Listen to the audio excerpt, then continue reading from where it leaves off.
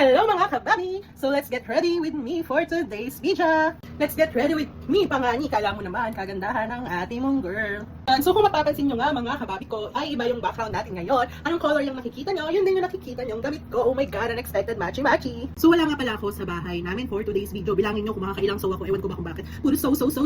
Dapat yata mga ka-so ang tawag ko. Charis lang mga kababi ko. So kung mapapansin nyo nga, iba yung background natin for today's video. Wala na dyan yung orange na cortina, tsaka yung pink na civil chair ko kasi wala nga ako sa bahay ko. Dahil, bahay ko talaga sa bahay namin dahil nandito kami sa Manila at nag-book kami ng staycation or nag-book kami sa Airbnb.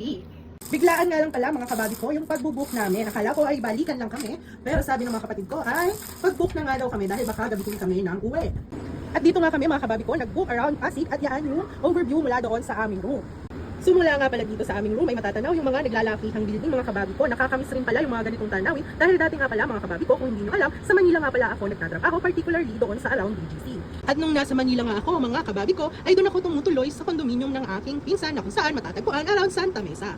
Ibang-iba nga pala mga kababi ko yung buhay sa Manila at hindi ko nga pala talaga kaya na mabuhay dito kaya inisip ko or pinili ko na umuwi na lang ulit ng probinsya. So bakit nga ba kami nandito mga kababi ko? Yung mga kapatid ko kasi ay nag-work sila sa Australian company, though kahit na work from home sila is meron pa rin silang mga benefits na katulad doon sa mga usual na working environment. So meron silang party today and sinama nila ako. Bago nga kami magpunta doon mga kababi ko ay samahan nyo na akong gumayak. At dahil nga dyan mga kababi ko, pang third day ko na nga pala ito, naiinom tayo ng Shehu Ahu. Kahit na umalis kami, hindi ko pa rin nakalimutan na magbaon nito.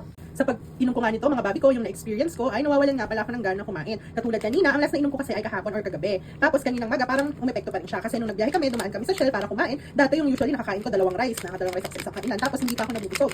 Parang wala talaga akong kabusugan dati mga kababi ko. Pero kanina nga, kumain kami sa Tokyo.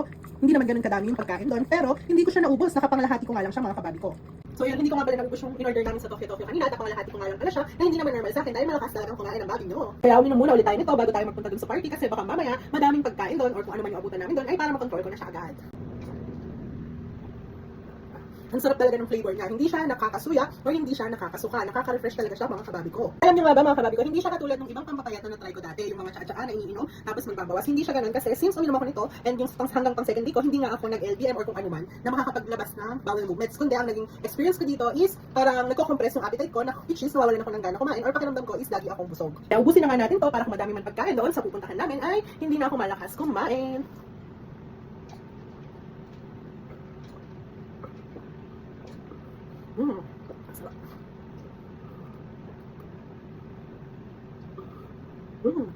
Super sarap talaga mga babi ko. So ayun mga kababi ko, samahan nyo na akong mag-ayos ngayon. Hindi naman ako ganun kagaling na mag-makeup, pero mag-ayos lang ako kung saan, kung ano yung alam ko na komportable ako at yung naayon doon sa pupuntahan. Syempre mga kababi ko, hindi natin pwedeng kalimutan yung You Glow Babe Sunscreen kasi ito na yung magiging base ng ating makeup dahil tulad nga ng nasabi ko doon sa mga naunang content ko, hindi na ako masyadong naglalagay ng mga tinted sunscreen or ng mga foundation. Okay na sa akin yung sunscreen ng You Glow Babe. So bakit ko nga ba nagustuhan tong sunscreen ng You Glow Babe? Kasi may pagkamat kasi to mga kababi ko. Hindi siya malagkit sa mukha at nakakapag-hide nga din siya ng mga pimple marks. And nakakapagbigay din siya ng glow sa ating mga mukha. Dalawang beses na pala ako naglagay ng sunscreen mga kababi ko dahil tulad nga ng sabi ko kanina, hindi ako ganun ka-expert sa mga skincare at ito ay napapanood ko lang based dun sa mga review ng mga sunscreen na dalawang beses talaga silang nag-a-apply. Nagahit na nga pala muna ako mga kababi ko ng aking kilay dahil alam ko ang huling ahit ko pa ng kilay ay nung last year nung kinasal yung aking Frenny. Then isunod naman natin ang pagdo-drawing ng kilay. Ito nga yung pinaka-paboritong parte ng mga babae, ang paglalagay ng kilay. Ever since nga pala mga mima ko na nagkikilay ako, ang ginagamit ko na ay yung Kim Muse. Dati gumagamit ako ng mga pumig kaso namamahalan ako and at the long run, kapag ganun kasi yung ginagamit mo, tumitigas siya, hindi agad nauubos pero ang tigas-tigas nga. Kaya nung nakita ko yung Kim Muse, ito na yung pinili kong gamitin. Dati rin dark brown yung color ng ginagamit ko pero since nagpakulay ako ng buhok, ang sabi nila, dapat daw yung color ng hair mo ay tsaka ng eyebrow mo ay nagmamatch. Kaya nagpalit ako ng Auburn. Auburn ba yung basa doon? Hindi naman nga din pala ako ganun kagaling magkilay mga mami ko pero basta ayoko nung sobrang kapal at yung mukhang check ng Nike. Medyo fan nga din pala ako ng Vice Cosmetic. Actually, nakakailang bili na ako ng palette ng eyeshadow nila kaso laging nababasag. At kung katulad ko nga kayo na laging nadudurugan ng eyeshadow, meron naman silang mga eyeshadow stick. Panigurado, tatagal yon mga mimo ko. Pero ako kasi hindi na ako masyadong mahilig mag-makeup ngayon. Katulad nga ng sabi ko noon na nagme-makeup na lang ako kapag may mga mahahalagang event katulad ngayon. Maganda nga rin pala mga mimo ko yung mascara ng Vice Cosmetic kasi nakakapagpahaba siya ng lashes at nakakapag-volume ng yung mga lashes. Sa blush on nga pala mga mimo ko, hindi na rin ako gumagamit ng powdered blush on dahil madalas nga akong makabasag kahit wala pang isang buwan yung blush on ko ay nadudurog siya agad. Kaya ang binibili ko na nga lang ay yung blush on stick. Bet na bet ko nga itong nabili kong blush on stick na to. Actually, meron din akong Vice Cosmetic na blush on stick pero mas paborito kong gamitin to. Hindi ko matandaan kung Nichido ba yung tatak na to kasi medyo pa-fade na yung tatak niya. Pero meron kasi siyang instant blusher na kasama. Kaya bet na bet ko siyang gamitin. Sa lipstick naman nga mga mima ko ay fan na fan naman ako ng mga matte lipstick at super love ko nga ito ang Maybelline Super Stay Matte Lipstick dahil nag-i-stay siya ng up to 24 hours. Kapag kumakain nga pala ako mima ay hindi siya ganun kadaling mabura kahit nga nagsipilyo na ako mga mima ang hirap pa rin niya talagang tanggalin. And yung color nga nga ng lipstick na ginagamit ko ay favorite ko yung color red. Since high school talaga, puro halos pula na yung color ng lipstick ko. Hindi ako mahilig sa glossy na lipstick at hindi rin ako masyadong mahilig sa mga pink na lipstick. Pero bumibili naman ako noon, hindi ko nga lang ganon ginagamit.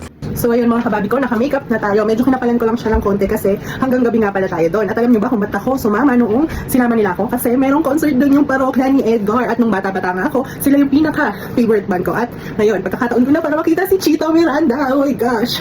Comment nga pala kayo guys kung meron akong kailangan na i-improve doon sa makeup routine ko kasi hindi naman talaga ako marunong mag-makeup. Mahilig ako mag-makeup, oo, pero hindi ako ganon kagaling. So turuan niyo ako guys kung paano ko mai-improve yung makeup ko. So ito na nga pala mga mima ko, yung final look natin at concert ready na nga ang mima nyo. Ready na makita si Chito Miranda. Nandito na si Chito Miranda. Magbabagsakan dito in 5, 4, 3, 2, 1. Mag-enjoy nga muna pala ako mga mima ko dahil sa mga susunod na araw panigurado ay hindi na ako makakapag-happy-happy. Ano yung rap mima ko? So ayun, mag-enjoy nga muna pala ang babi nyo mga mima dahil sa mga susunod na araw hindi na ako panigurado makakapag-happy-happy dahil or pang samantala akong makakapag-happy-happy dahil magpapaschedule ako na magpatanggal ng ipin. At kung umabot ka nga mima hanggang dulo, sana nabilang mo kung nakailang so tayo. At dahil dyan, maraming salamat sa panunood.